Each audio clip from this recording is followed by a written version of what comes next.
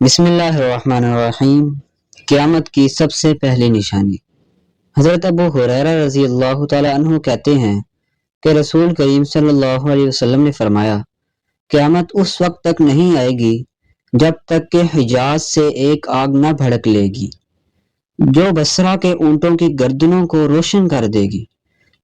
بصرہ ملک شام کے ایک شہر کا نام ہے جو دمشق سے 3 منزل کی مسافت کے فاصلے پر واقع ہے، اور حجاز جزیرہ عرب کے اس علاقہ کو کہا جاتا ہے جس میں مکہ اور مدینہ بھی شامل ہیں۔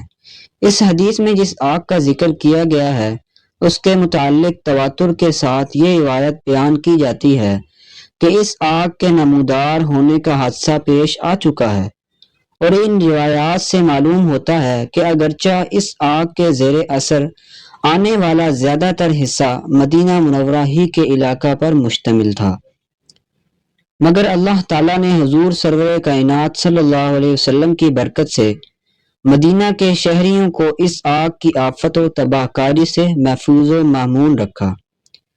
بیان کیا جاتا ہے کہ 3 جمادی الثانی 650 ہجری جمعہ کے دن وہ آگ نمودار ہوئی اور 27 رجب 650 ہجری بروز اتوار تک یعنی مسلسل 12 دن تک ظاہر رہی۔ راویوں نے اس کی کیفیت یہ لکھی ہے کہ اچانک حجاز کی جانب سے وہ آگ نمودار ہوئی اور ایسا معلوم ہوتا تھا کہ آگ کا ایک پورا شہر ہے جس میں قلعہ یا برج اور کنگورے جیسی چیزیں موجود ہیں، اور انسانوں کا رش اس شہر کو کھینچے چلا آ رہا ہے۔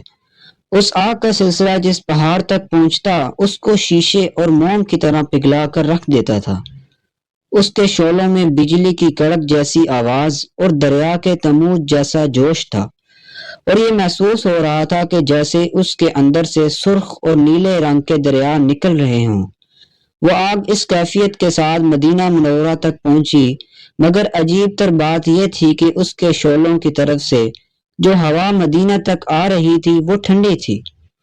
علماء نے لکھا ہے کہ اس آگ کے لپٹیں مدینہ کے تمام جنگلوں تک کو منور کیے ہوئی تھیں، یہاں تک کہ حرم نبوی اور مدینہ کے تمام گھروں میں سورج کی طرح روشنی پھیل گئی تھی۔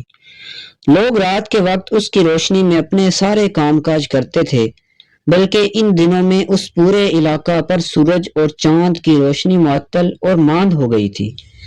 مکہ معظمہ کے بعض لوگوں نے یہ شہادت دی کہ انہوں نے وہ روشنی یمامہ اور بصرہ تک دیکھی۔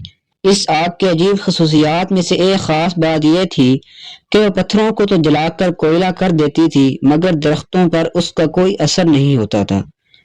کہتے ہیں کہ جنگل میں ایک بہت بڑا پتھر پڑا تھا جس کا آدھا حصہ حرم مدینہ کی حدود میں تھا اور آدھا حصہ حدود حرم سے باہر تھا۔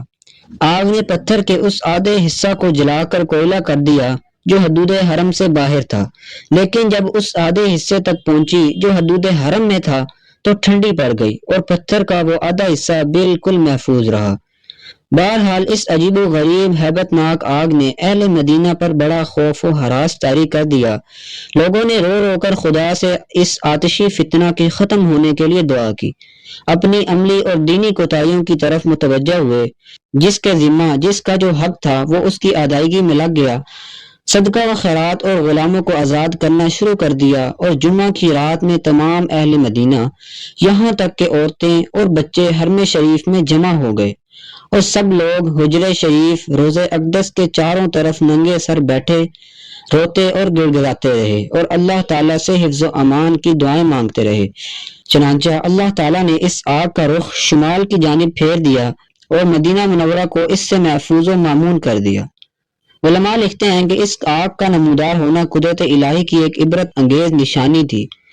اس سال تمام دنیا میں مختلف قسم کے عجیب و غریب حادثات و واقعات کا ظہور ہوا، اور اس کے کچھ ہی عرصہ کے بعد مختلف علاقوں میں خون ریز جنگ اور قتل و قتال کی وہ مہم آگ بھڑکی جس نے بغداد جیسے عظیم شہر کو تاراج کر دیا اور تاتالیوں کے فتنہ کی صورت میں عالم اسلام کو سخت نقصان سے دوچار کیا۔ اس طرح کی مزید احادیث سننے کے لیے چینل کو سبسکرائب کریں۔ جزاک اللہ۔